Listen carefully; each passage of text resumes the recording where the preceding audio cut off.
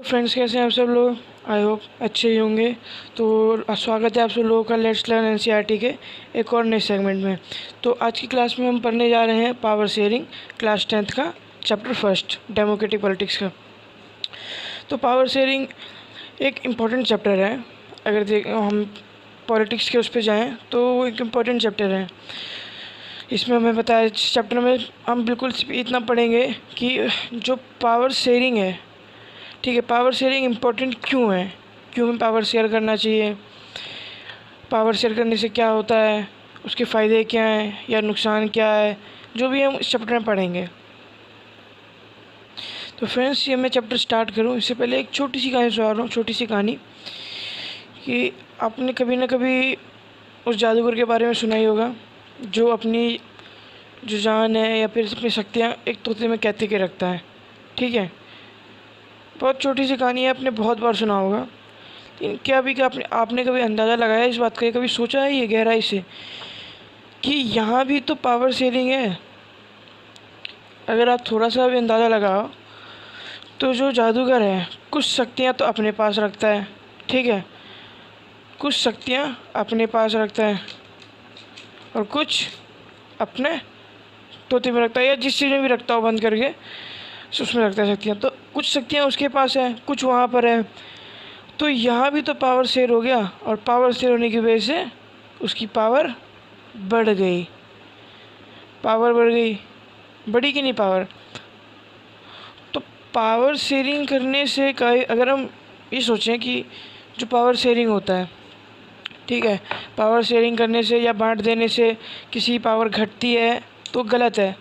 Power sharing करने से कभी पावर घटती नहीं है। आपकी पावर शेयरिंग करने से पावर हमेशा बढ़ेगी आपकी, ठीक है। तो चाहिए अब चैप्टर की तरफ बढ़ते हैं। चैप्टर की तरफ बढ़ने से पहले हम दो कंट्री के बारे में जानेंगे। एक है बेल्जियम, ठीक है। पहले बेल्जियम के बारे में।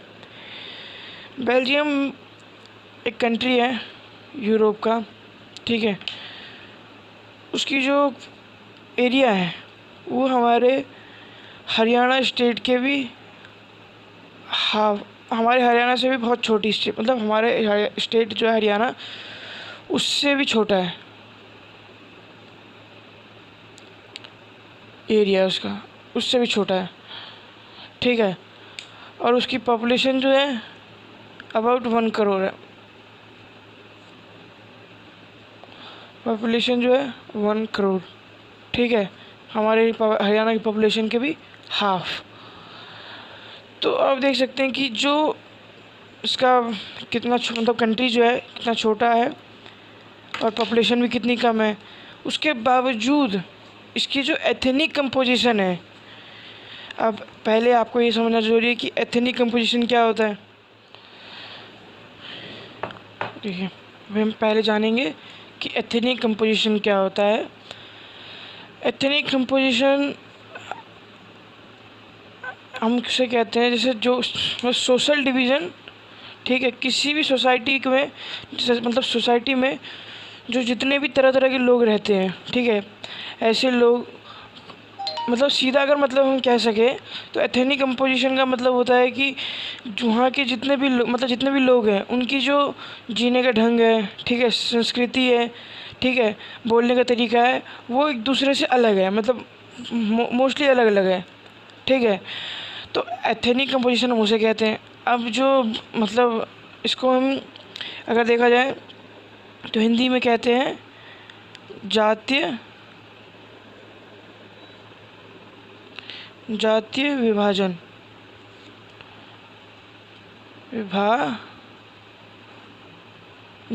जातीय विभाजन, ठीक है, इसको हम हिंदी में कहते हैं ये चीज़।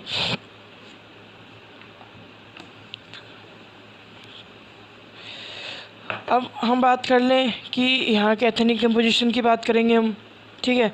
तो यहाँ की जो एथनिक कंपोजिशन है, कहाँ की, बेल्जियम की एथनिक कंपोजिशन बहुत ही ज़्यादा कॉम्प्लेक्स है, बहुत ज़्यादा कॉम्प्लेक्स है, ठीक है। जो 59% यहाँ के जो लोग हैं, ठीक है, वो मतलब ऑल ओवर कंट्री में डच बोलते हैं, ठीक है। और 40% जो है वो फ्रेंच बोलते हैं, ठीक है। बाकी रिमेनिंग 1% वहाँ के जर्मन बोलते हैं। अब ये है इनकी, ठीक है। ये तो इनकी सेंट्रल लेवल पे है कि सेंट्रल लेवल पे तो मतलब ऑल ओवर कंट्री में डच लोगों का थोड़ा ज़्यादा बोलचाल भी है, 59% है, ठीक है। फ्रेंच लोगों का सिर्फ 40% है, जर्मन वालों का तो 1% है। लेकिन अगर हम यहाँ की राजधानी की तरफ बढ़ें, जो बेल्जियम की राजधानी है, बेल्जियम की राजधानी है ब्रुसल्स है यहाँ की राजधानी है, ठीक है। अगर हम यहाँ के कंपोजिशन की बात करें, ठीक है, ब्रुसल्स के कंपोजिशन की बात करें, तो 80% जो लोग रहते हैं यहाँ पे वो क्या बोलते हैं, फ्रेंच, और 20% लोग डच बोलते हैं, ठीक है। तो अगर आपने थोड़ा सा गौर किया होगा तो जो सेंट्रल लेवल है वहाँ पर किसका मेजॉरिटी है, तो वहाँ पर तो डच लोगों का मेजॉरिटी है। लेकिन अगर हम जाएं ब्रसल्स में, यानी कैपिटल में जाए उसके, बेल्जियम के, तो बेल्जियम की कैपिटल में तो फिर फ्रेंच लोगों की मेजॉरिटी आ जाती है, ठीक है। और जो वहाँ के फ्रेंच लोग थे, यानी फ्रेंच पीपल थे जो फ्रेंच बोलते थे, वो रिच भी थे, ठीक है, पावरफुल भी थे। उसकी वजह से मतलब जो ये डच पीपल थे, ठीक है, उनको जितने भी राइट्स हैं उनके, चाहे वो उनको कोई भी सुविधा हो, फैसिलिटी हो, थोड़ा लेट मिला था, ठीक है, उनको लेट मिला था। तो इस चक्कर में वो नाराज़ भी थे, ठीक है। और ये नाराज़गी धीरे धीरे धीरे धीरे टेंशन में, कन्फ्लिक्ट में नहीं, एक दोनों सोसाइटी के बीच में, दोनों उसके बीच में एक कन्फ्लिक्ट धीरे धीरे बनता गया, दोनों के बीच में धीरे धीरे ये कन्फ्लिक्ट बनता गया, सॉरी टेंशन दोनों के सोसाइटी, दोनों ग्रुप के बीच में टेंशन बनता गया, ठीक है। और जो मेनली अगर देखा जाए तो 1950 से लेकर 1960s तक इनके कन्फ्लिक्ट, इन दोनों के बीच में जो तनाव थे, ठीक है, किसके अंदर, जो फ्रेंच बोलने वाले थे और डच बोलने वालों के बीच में जो तनाव था, ये 1950 से लेकर 1960 तक बढ़ गया था, ठीक है। और सबसे बड़ी बात, ये सबसे ज़्यादा कहाँ दिख रहा था इसका असर सबसे ज़्यादा, तो ये ब्रुसल्स में था। ये ब्रुसल्स में सबसे ज़्यादा इसका प्रभाव या फिर रूप दिख रहा था। क्यों? क्योंकि भले ही जो डच पीपल थे ऑल ओवर कंट्री, उनकी जो संख्या थी या नंबर थे वो ज़्यादा थे, ठीक है, वो ज़्यादा थे, मगर पैसे में, पावर में, ठीक है, और एजुकेशन में फ्रेंच पीपल ज़्यादा थे। उनके पास पावर भी थी, पैसा भी था, और एजुकेशन भी as compared to Dutch people से ज़्यादा थी, ठीक है। तो सीधा डच वाले कुछ कह भी नहीं सकते थे क्योंकि उनके पास पैसा भी था, पावर भी थी, और फ्रेंच वाले भी भाई सीधा, क्योंकि भाई डच वालों की नंबर भी ज़्यादा थी, तो थोड़ा टेंशन बढ़ने लग गया इन दोनों के बीच में, ठीक है, 1950 से 1960 के बीच में। तो अब हम एक और यहीं पे ही हम एक और कंट्री का एग्जांपल लेते हैं। वो कंट्री है, एशियाई कंट्री है, एशियाई कंट्री है, जिसका नाम है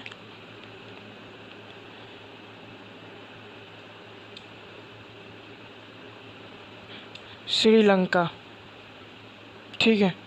श्रीलंका के बारे में तो श्रीलंका के जो कंपोजिशन है, मतलब जो वहाँ पे लोग रहते थे इस तरह के, बताया जाता था कि 74% जो लोग रहते थे वहाँ पे, 74% जो थे लोग वहाँ पे वो सिन्हाला स्पीकर थे, यानी सिन्हाला लैंग्वेज बोलते थे, स्पीकर थे।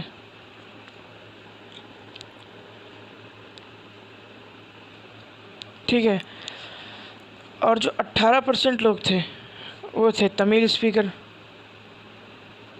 तमिल स्पीकर थे। और इन 18% में भी जो ये तमिल थे, इन 18% में भी 15% तो वो मतलब श्रीलंकन तमिल थे, जो श्रीलंका के थे, मतलब श्रीलंकन ही थे वो थे। ठीक है, श्रीलंकन तमिल। और जो बाकी के 3% थे वो माइग्रेंट्स थे। कौन? जो कॉलोनियल पीरियड के टाइम पे जब इंडिया से जो लोग यहाँ पर आए थे काम करने के लिए, ये लोग वो थे। आप लोग इंडियन तमिल भी इनको कह सकते हो। ठीक है, इंडियन तमिल आप इनको कह सकते हो। ठीक है, तो ये कंपोजिशन थी उनकी। और बाकी जो कुछ बच गए थे, क्योंकि यहाँ पे 18% ये थे। ठीक है, तो 98% जो थे वो और लोग थे वहाँ पे, मतलब और भी तरह तरह के स्पीकर्स थे जो मतलब बोलने और बोली के। लेकिन मतलब मेनली जो कंपोजिशन है, मेन कंपोजिशन जो है, मेन मतलब यही थे, यही दो। अब जो तमिल सिन्हाला स्पीकर थे, सिन्हाला बोलने वाले थे, उनकी मेजॉरिटी ज़्यादा थी। ठीक है, 1948 में 19 मतलब सॉरी, हाँ अभी कहाँ थे कि सिन्हाला स्पीकर के ज़्यादा थे, मेजॉरिटी उनकी ज़्यादा थी। ठीक है, उनकी कम थी। तो अब थोड़ा सा आप अगर सिचुएशन पे गौर करें तो जो बेल्जियम में भी फ्रेंच और डच में चल रहा था। ठीक है, यहाँ पे भी इसमें सिन्हाला मेजॉरिटी के थे। ठीक है, और ये तमिल उसके थे, मेजॉरिटी नहीं थी उनके पास। तो मतलब दोनों ने मतलब किस तरह से लिया, किस तरह से क्या, अगर वहाँ हम अब आगे देखेंगे कि क्या हुआ, क्या मतलब कदम उठाए दोनों ने। तो पहले अब श्रीलंका का पढ़ेंगे। श्रीलंका को जो आज़ादी मिली थी वो था 1948 में, उनको इंडिपेंडेंस मिल गई थी। ठीक है, आज़ादी मिल गई थी। ठीक है, 1948 में उनको आज़ादी मिल गई थी। उसी समय जो सिन्हाला स्पीकर थे वो मेजॉरिटी में थे। ठीक है, उन्होंने होशियारी करके जो भी करके मैं अपने मेजॉरिटी का वो फ़ायदा उठा के उन्होंने सरकार अपनी बना ली, मतलब सिन्हाला की सरकार बना ली। ठीक है, अपनी गवर्नमेंट बना ली। अब गवर्नमेंट जब अपनी बनाई उन्होंने, तो वो क्या करने लग गए कि जितने भी पॉलिसीज़ थे, ठीक है, मतलब 1956 में उन्होंने एक कानून बनाया, कानून। ठीक है, बनाया कि जो सिन्हाला है वो आज से ऑफिशियल लैंग्वेज हो जाएगी, कहाँ की? श्रीलंका की।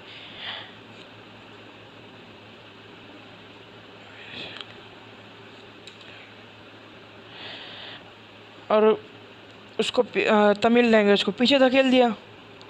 ठीक है, यहीं तक नहीं था बात, वो मतलब जितने भी सिन्हाला स्पीकर थे, ठीक है, मतलब सिन्हाला लोग थे, उनको हर चीज़ में प्रायोरिटी दे रहा, मतलब इनकी गवर्नमेंट हर चीज़ में उनको प्रायोरिटी दे रही थी।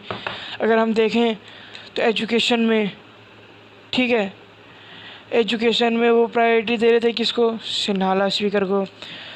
ठीक है, जॉब्स में, गवर्नमेंट जॉब्स में, ठीक है,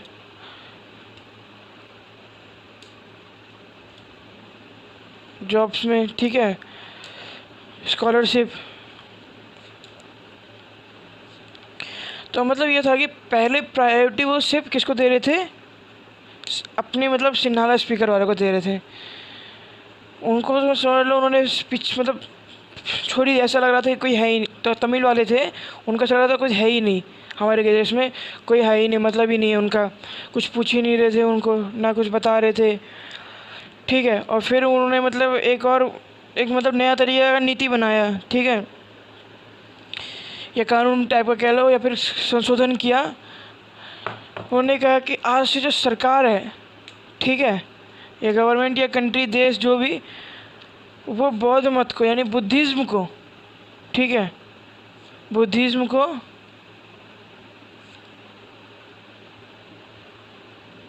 प्रोटेक्ट भी करेगा और वहाँ के लोगों को फॉलो भी करना पड़ेगा।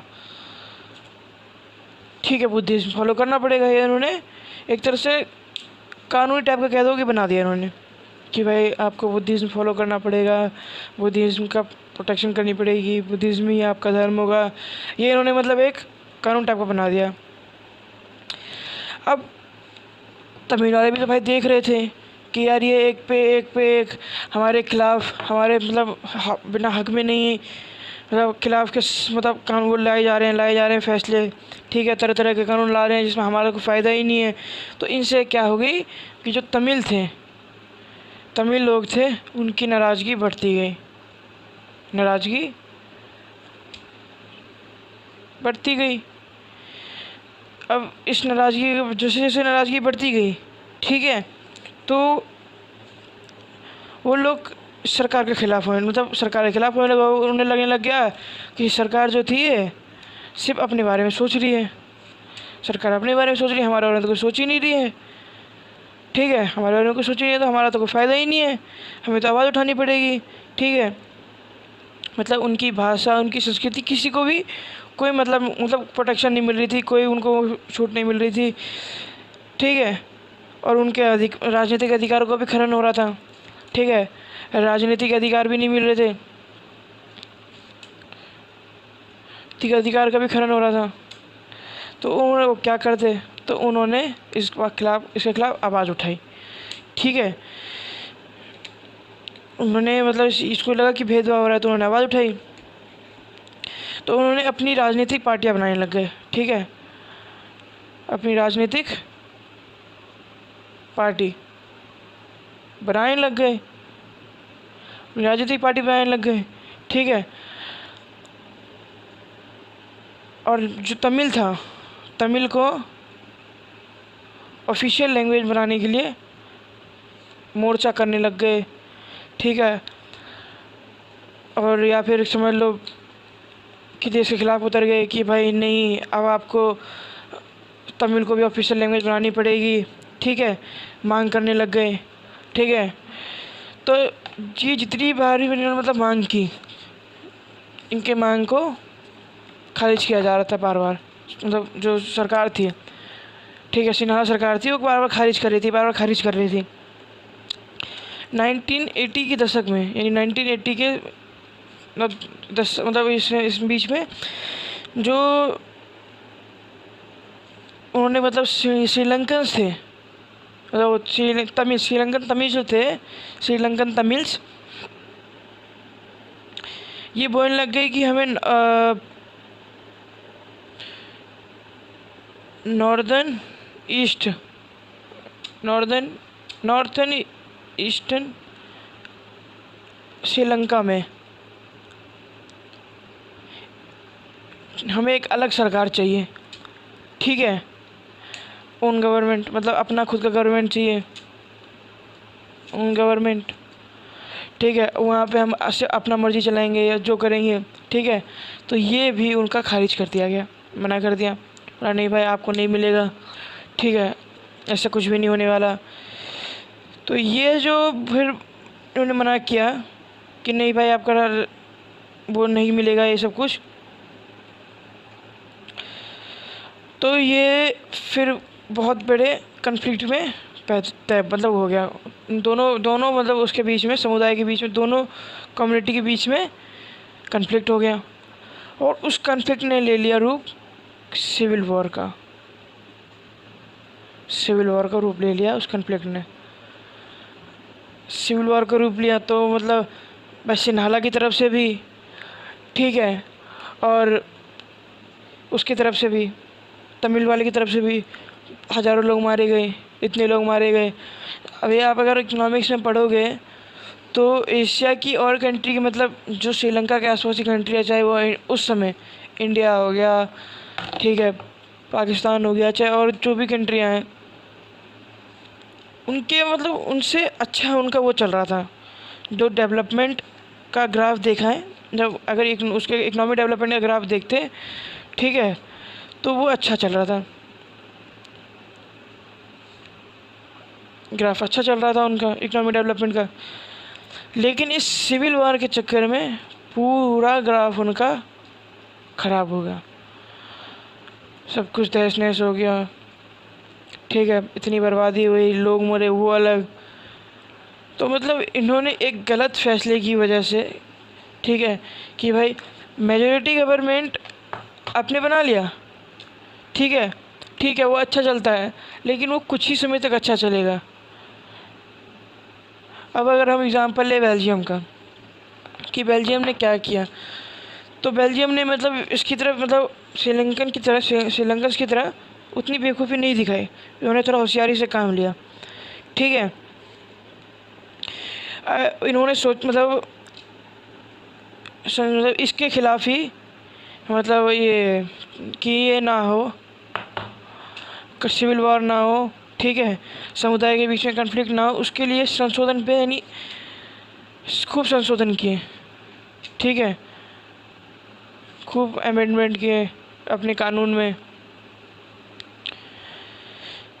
अब संशोधन खूब किए, ठीक है। उससे फ़ायदा क्या हुआ इनका, जो सबसे पहला इन्होंने क्या बोल दिया कि जो संविधान है,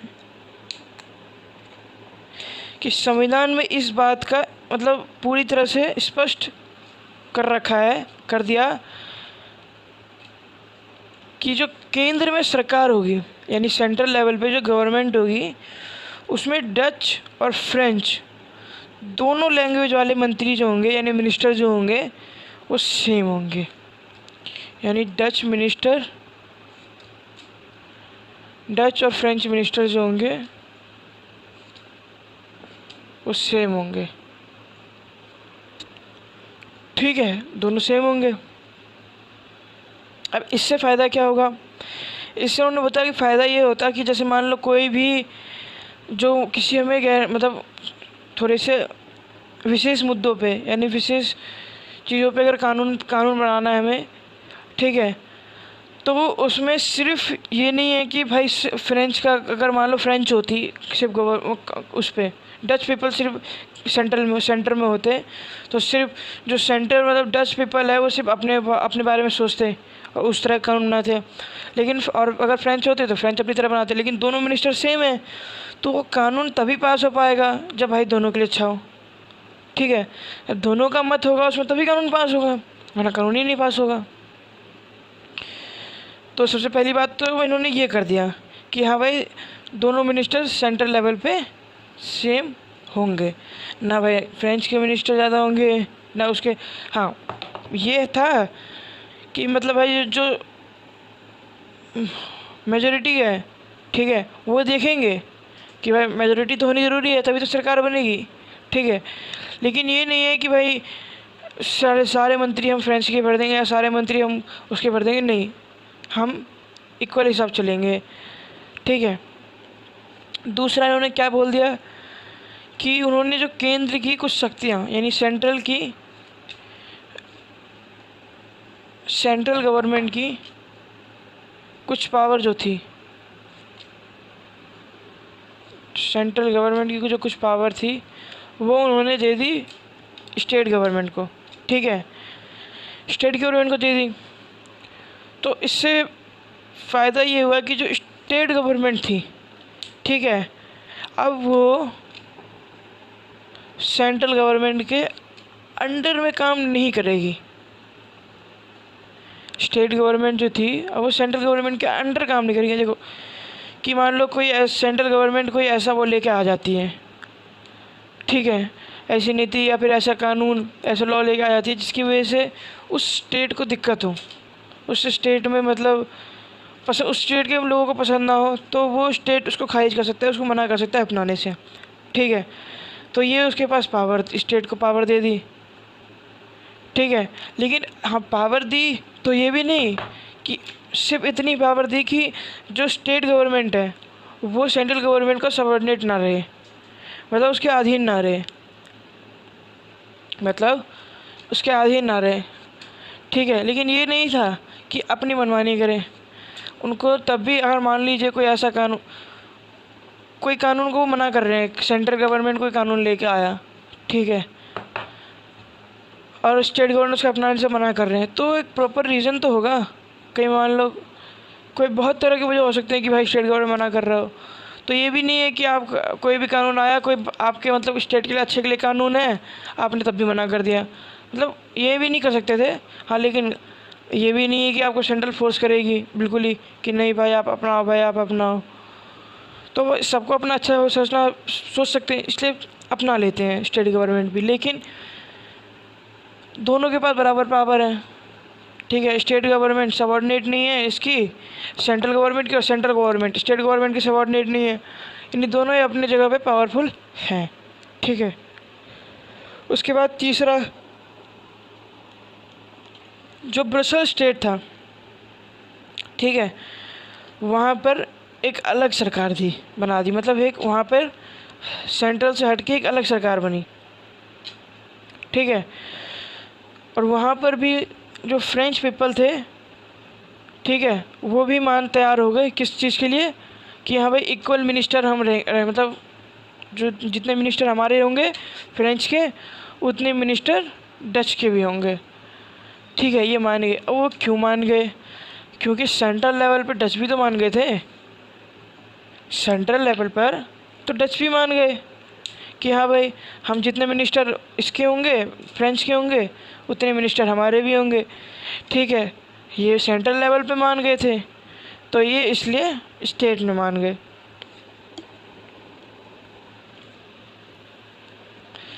अब चौथा इन्होंने क्या कर दिया, चौथा पॉइंट, कि इन्होंने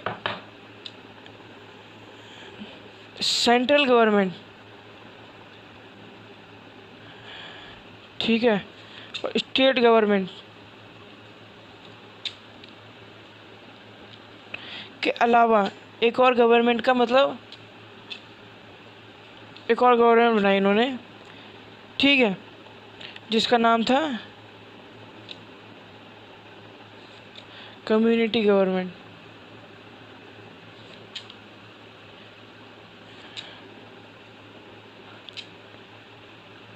कम्युनिटी गवर्नमेंट, इन्होंने कम्युनिटी गवर्नमेंट बनाई। अब कम्युनिटी गवर्नमेंट का मतलब एक ही भाषा के लोग, चाहे वो कहीं पे भी हो, ठीक है, एक कम्युनिटी में उसको एक ही भाषा के लोग चुन सकते हैं। या तो डच वोट देंगे, ठीक है, या तो फ्रेंच वोट देंगे। ठीक है, इससे फ़ायदा क्या हुआ? फ़ायदा इससे फ़ायदा ये होता कि मान लो कम्युनिटी लेवल पर, जो कम्युनिटी लेवल पर उनके पास, कम्युनिटी गवर्नमेंट पास कम्युनिटी लेवल पर ये पावर थी कि वो लैंग्वेज से रिलेटेड प्रॉब्लम, ठीक है, एजुकेशन से, ठीक है, और एक दो मैटर और, मतलब उनके पास था पावर कि वो कम्युनिटी लेवल पे इनकी बातें सुन सकती है। ठीक है, तो जब अगर मान लो किसी एक कम्युनिटी को, चाहे डच को लेकर या किसी को लेकर, एक को लेकर मतलब कुछ प्रॉब्लम आ रही है, ठीक है, सिंगल कम्युनिटी को प्रॉब्लम आ रही है, ठीक है, तो उसको एक कोई भी, मतलब एक कम्युनिटी गवर्नमेंट उसको सॉल्व कर सकती है। ठीक है, इसलिए उन्होंने बना दिया कम्युनिटी गवर्नमेंट।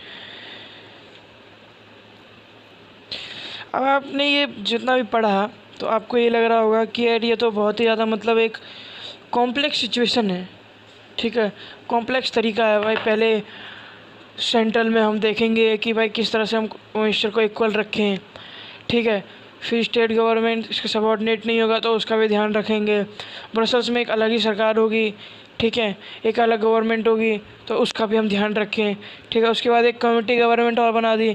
तो एक कॉम्प्लेक्स तो है, ये काफ़ी कॉम्प्लेक्स है, लेकिन इस कॉम्प्लेक्स की, मतलब कॉम्प्लेक्स स्ट्रक्चर की वजह से आज मतलब इसमें बेल्जियम में सिविल वॉर की जो संभावना थी वो ख़त्म हो गई। यानी सिविल वॉर की जो संभावना थी वो ख़त्म हो गई। और ना अगर ये काम अगर नहीं करते, अगर वहाँ की गवर्नमेंट अगर ये काम मतलब ये स्ट्रक्चर नहीं बनाते, तो अगर सिविल वार होता, और सिविल वार अगर होता तो भाषा के हिसाब पे, लैंग्वेज के हिसाब पे दो टुकड़े होते। किसके? बेल्जियम के दो टुकड़े होते, एक डच का एक फ्रेंच का। फिर दिक्कत कहाँ आती? ब्रुसेल्स में। अब ब्रुसेल्स में भाई दावा कौन दिखाता? डच वालों ने तो भाई मतलब पूरे कंट्री पे दावा दिखा दिया। अब ये तो फ्रेंच वाले तो ब्रसल्स पे दावा दिखाएंगे कि भाई हम तो ब्रसल्स में ज़्यादा मतलब हमारी वो ज़्यादा है, हम ब्रसल्स नहीं देंगे। अब ब्रसल्स किसको देते? तो इनका अगर सिविल वार होता तो और भी खतरनाक होता, ठीक है। तो लेकिन इन्होंने मतलब थोड़ा सा दिमाग लगाया, ठीक है, इन्होंने अपनी होशियारी से काम लिया। वही बात करें श्रीलंका की, तो श्रीलंका ने भाई सोचा कि नहीं, वहाँ के जो सिनाला थे वो मतलब इस सोच में लग गए कि भाई हम ही राज करेंगे, हम ही राज करेंगे, लो हम ही राज करेंगे। हम ही राज करने के चक्कर में कोई राज ही नहीं कर पाया। मतलब वही बात है कि उनकी तरफ से 1000 लोग मरे और इनकी तरफ से भी 1000 लोग मरे, तो क्या फ़ायदा हो गया? कितने लोगों की जान भी गई, ठीक है। और बात अब वहीं पे ही आ गई है। अब तो वही हो रहा है, पावर शेयरिंग तो हो ही रही है। यही चीज़ उन्हें पहले कर लिया होता तो सिविल वॉर भी नहीं होता, ठीक है, लोग बच भी जाते। और शायद उस टाइम से आज इनकी इकोनॉमिक डेवलपमेंट जो है वो भी आज बहुत अच्छी होती। क्योंकि जैसे मैंने पढ़ाया कि जो पहले जो इकोनॉमिक डेवलपमेंट थी उनकी वो काफ़ी अच्छी चल रही थी। सिविल वॉर की वजह से इनकी इकोनॉमिक डेवलपमेंट जो ख़राब हुई, इनकी किस वजह से ख़राब हुई? सिविल वॉर के चक्कर में ख़राब हुई। और अगर ये नहीं करते, ठीक है, शांति से रहते, अपना पावर शेयर कर लेते, चलो भाई थोड़ा कम दे देते उनको तमिल वालों को, लेकिन कम से कम कुछ तो दे देते उनको। एक होता है सेल्फ रिस्पेक्ट वाली टाइप की बात, कम से कम उतना दे देते उसको तो शायद वो शांत हो जाते। लेकिन उन्होंने तो कुछ भी नहीं दिया, सब कुछ ही छीन लिया उनसे। तो अगर मेरे थोड़ी दिन तक अगर वो और आवाज़ नहीं उठाते तमिल वाले, तो पता चले उनको हिटलर वाला सीन कर देते उनका कि बंद करो इनको कैंप में और मारो सबको, बस सच में कर देते। लेकिन अब जो होना था तो वही क्या, नहीं पावर शेयर किया तो भुगतना पड़ा उनको। अब बेल्जियम ने पावर शेयर कर लिया तो थोड़ा मुश्किल, लेकिन हो गया, अच्छा है। अभी भी मतलब वहाँ का सिचुएशन है बेल्जियम का वो काफ़ी अच्छा है, कोई दिक्कत नहीं आ रही, अभी भी चल रहा है। तो पावर शेयरिंग ऐसी बात नहीं कि पावर शेयर करने से भाई आपकी मेजोरिटी कम हो जाएगी या फिर ये हो जाएगा, नहीं।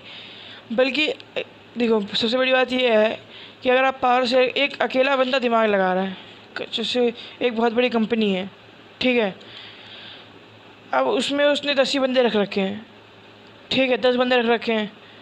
10 बंदों को हर बंदे के, अब मान लो उसके पास 20 काम है, हर बंदे को 2-2 काम देगा। अब एक बंदा 2 काम करेगा, ठीक है, एक कंपनी में एक कंपनी ए, उसमें 10 लोग हैं और काम 20 है, ठीक है, पर बंदे को 2 काम मिल रहे हैं। और एक कंपनी है बी जिसमें 10 बंदे हैं, ठीक है, और काम मतलब 20 है, उसमें भी काम मान लो 20 है, ठीक है।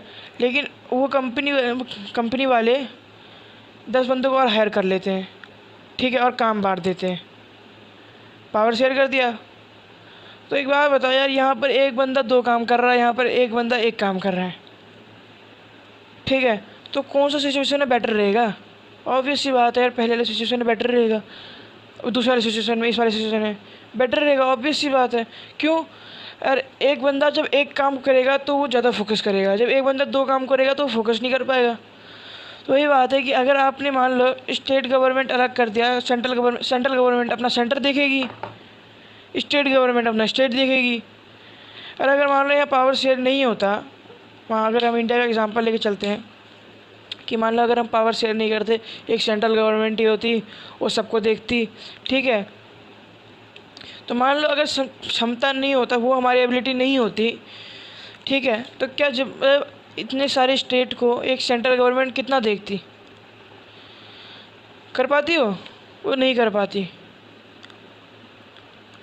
बहुत मुश्किल होता है।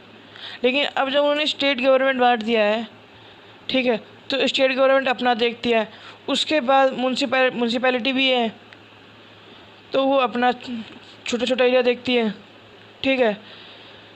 डिस्ट्रिक्ट है, डिस्ट्रिक्ट में भी बड़े बड़े एग्जीक्यूटिव सब हैं, वो देखते हैं। तो पावर शेयर करने से पावर बढ़ती है, जैसे शुरुआत में मैंने आपको बताया, पावर शेयर करने से पावर बढ़ती है, कभी कम नहीं होती है, ठीक है।